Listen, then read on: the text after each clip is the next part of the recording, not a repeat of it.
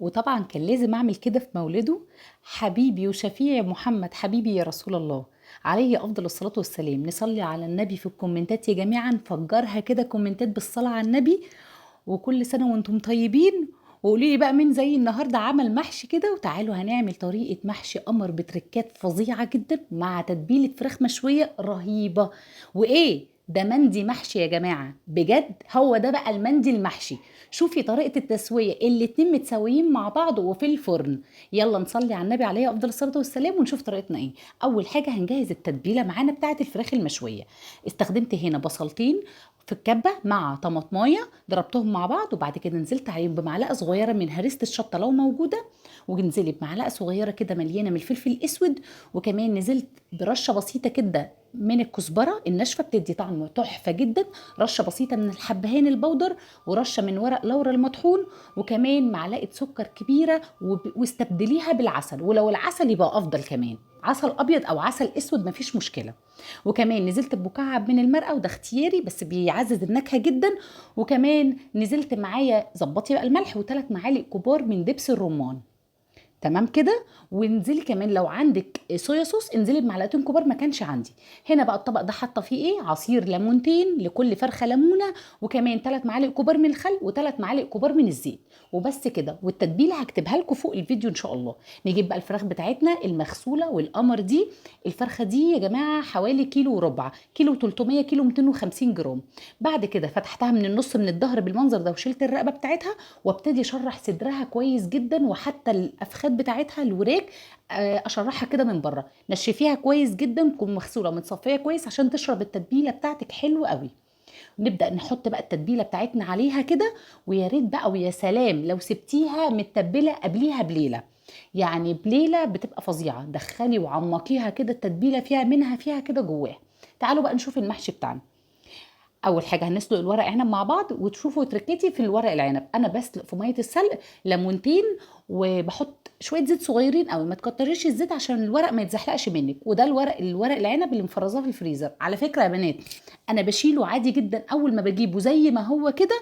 وعايزه اقول لك والله ولا بيتكسر ولا بيتفرفت ولا الهوا، وسهل ومفيش اسهل منه، وبيطلع اخضر وقمر زي ما انتم شايفين كده.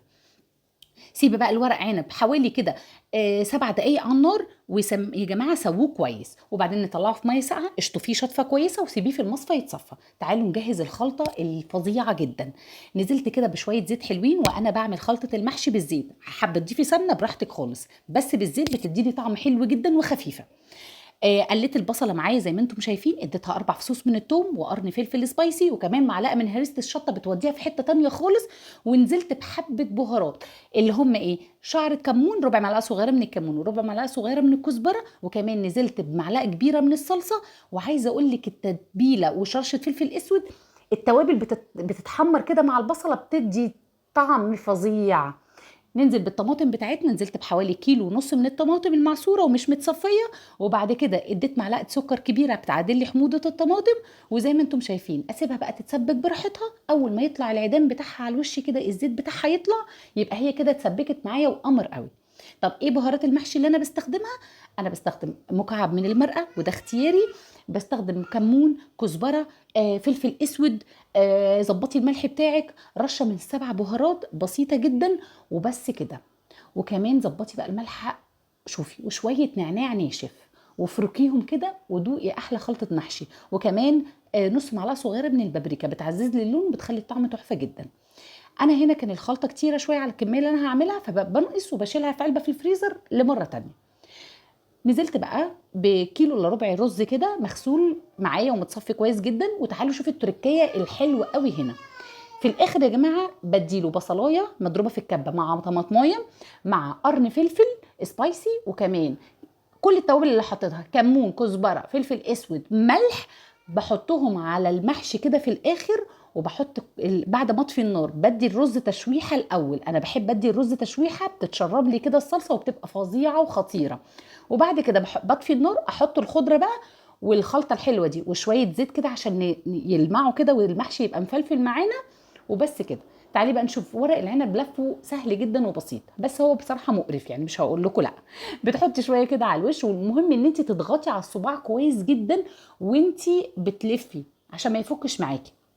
وبتقفلي من الجنب ده ومن الجنب ده وتلفي بس كده اهو. بنقفل من الوش كده ومن الجنب ده ومن الجنب ده وتروحي لفه، بس تضغطي انت اضغطي كده عشان يطلع متماسك معاكي بس كده. اروح بقى افرش في الارض كده واروح اكمل الحشو واجي لكم. بصوا بقى، اختصرت الحته هنا. انا هسوي المحشي بتاعي النهارده في الفرن.